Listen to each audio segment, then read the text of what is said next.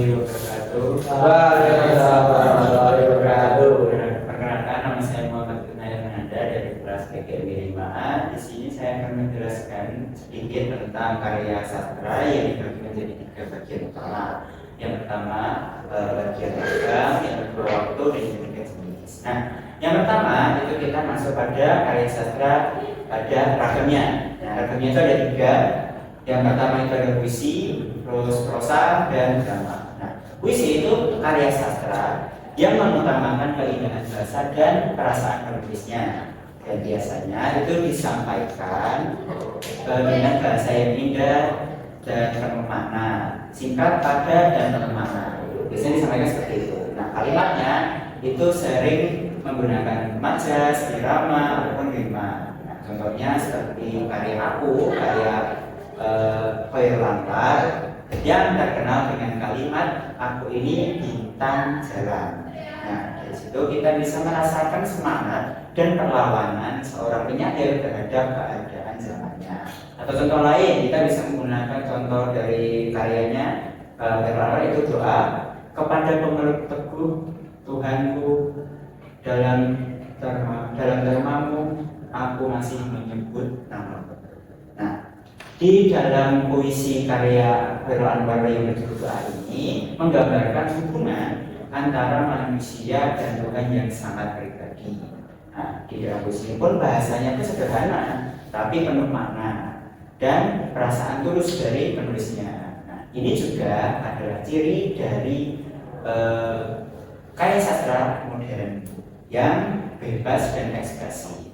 Nah, lalu selanjutnya itu ada prosa, yaitu karya sastra yang menggunakan bahasa sehari-hari dan bercerita secara bebas.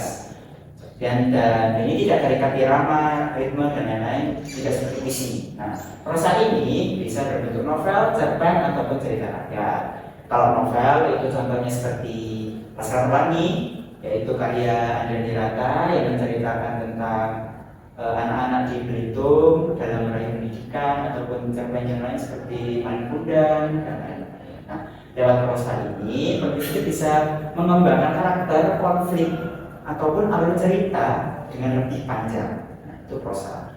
Dan yang ketiga yaitu drama. Nah, drama ini karya sastra yang ditulis untuk dipentaskan.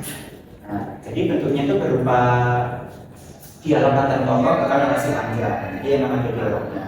Nah, dalam drama itu kita bisa menyaksikan langsung konflik atau emosi, ekspresi tokohnya itu melalui acting di atas panggung. Nah, contoh drama itu seperti Kapai-Kapai karya Arifin Nur yang menampilkan kritik sosial dengan cara yang sangat-sangat simbolis. Nah, selanjutnya kita masuk kepada bagian yang kedua atau segi waktu, yaitu segi waktu. Nah, karya sastra itu dibagi menjadi 2 waktu, yaitu karya sastra kuno dan karya sastra modern. Nah, karya sastra kuno itu adalah karya sastra yang berkembang sebelum kemerdekaan, masa kemerdekaan. Bahasanya itu biasanya lebih menggunakan bahasa Melayu atau bahasa klasik ataupun bahasa daerah.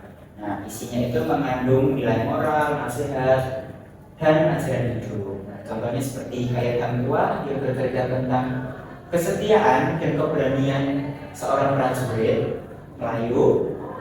Nah, ataupun juga syair Bidasari.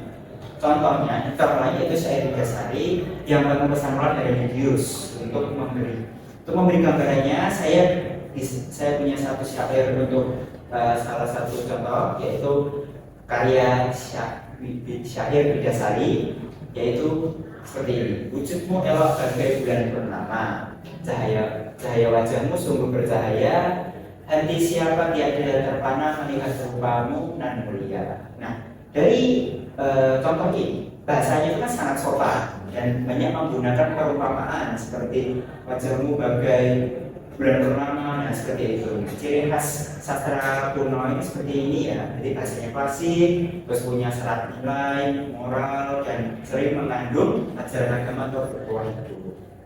Nah, sementara yang modern seperti ya punyanya Khairul Anwar tadi yang berjudul Doa itu.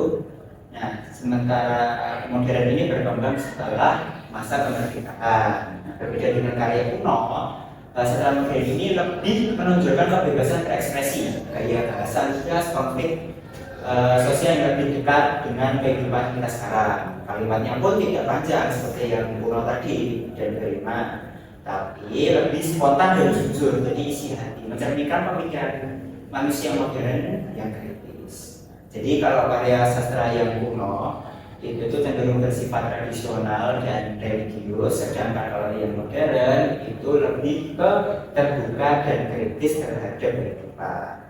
Nah, yang terakhir jenis karya sastra yaitu dibedakan menjadi dua, yaitu karya fiksi dan non fiksi. Nah, untuk yang fiksi itu karya sastra yang bersifat imajiner atau rekaan pengarang. Nah, tapi walaupun pekarangan itu terkadang terinspirasi dari kisah nyata, contohnya seperti novel Perahu Kertas karya Dewi Lestari, ataupun cerpen Sepotong Senja Untuk Pacarku karya Seno Dunia Saharna. Dan dalam karya fiksi kita bisa menemukan unsur-unsur seperti tokoh, alur, latar, konflik, dan tema. Nah, sementara non-fiksi itu adalah karya sastra yang berdasarkan fakta atau peristiwa nyata seperti biografi seperti biografi Soekarno atau B.J. Habibie, ataupun seperti buku-buku yang menceritakan tentang faktanya bagaimana, atau juga bisa buku motivasi, sebuah seni untuk bersikap berdamai karya Mark Manson. Nah, keduanya ini memberikan pengalaman dan pelajaran hidup yang nyata, bukan hasil imajinasi, jadi bukan seperti fiksi atau rekayasa. Nah, jadi bisa kita simpulkan bahwa karya sastra Indonesia itu sangat luas dan beragam ya. Ada puisi, ada prosa, ada drama, itu sebagai bentuknya. Ada waktu karya sastra kuno dan karya sastra modern itu sebagai waktunya, dan ada fiksi dan non-fiksi itu sebagai jenisnya. Bisa dipahami ya sampai sini teman-teman? Ya, insya bisa. Nah, karya sastra ini juga bukan hanya untuk hiburan saja, tapi juga cara manusia untuk mengekspresikan atau mengekspresikan perasaan, misalnya mengekspresikan pengalaman, mengekspresikan pemikiran tentang kehidupan. Dengan demikian karya sastra itu kita bisa lebih mengenal budaya kita, budaya ya bukan cuma budaya, cuma budaya, sejarah, dan nilai-nilai kemanusiaan yang ada di dalamnya. Mungkin sekian yang dapat saya sampaikan, semoga bisa bermanfaat untuk teman-teman semua. Bila ada salah kata, saya mohon maaf. Wassalamualaikum warahmatullahi wabarakatuh. Waalaikumsalam warahmatullahi wabarakatuh.